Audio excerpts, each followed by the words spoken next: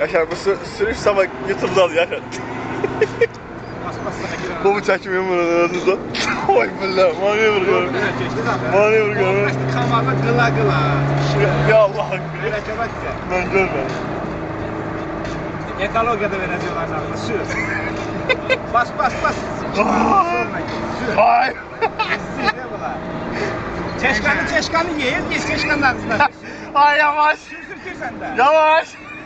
Ne yavaş ya? Sür bas sonra çeştin ol yedim. Ay yavaş. Yavaş, ekoloya geldi, kormuş vereceğim. Korkular. Yani sürürsüz kaynın da yanında sürün de böyle şey olur. Yavaş. Ekoloya geldi, korkuyorlar, biz siz ekoloya. Sen ot falan olur, süren ne var? Kim kurtarsın? Yavaş. Ay yavaş. Yavaş sürmeye girmiş bura ha. Verdi ağzına. Verdi. Tanrı bile sürmez. Geçti. Yavaş. Hebi ama yol verme. Ağzı çok incitme. Çok incitme. Vermez değil mi? Vermez yolu. Yol vermeyeceksin, incitme onu. Ağzı görmüş. Geçti yok.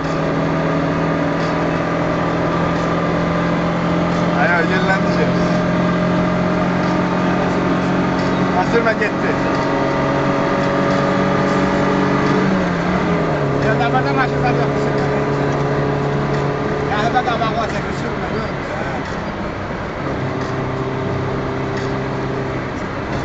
Hızlıya bak.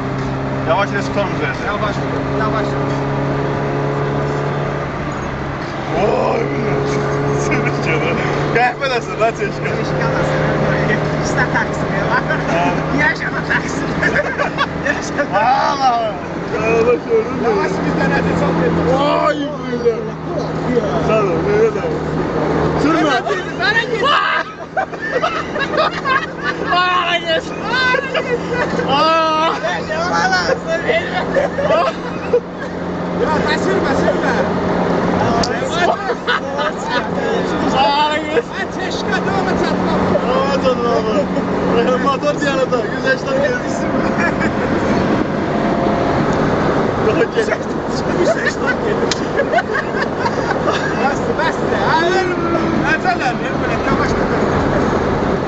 Taşırma abi. Yüzeyden sürüyormuş ya. Şu bir yağsana. Şu bile.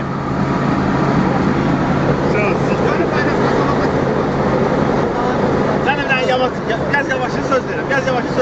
Bir çeşitler, ola bizim damımıza göre belə söz verin, qayda söz. Biraz belə yavaş çalın. Damımıza göre. Çeşme boyunmuş en yüksek. Yani ölümden vermemiz lazım değil. Ne olur ki? Bir seçtim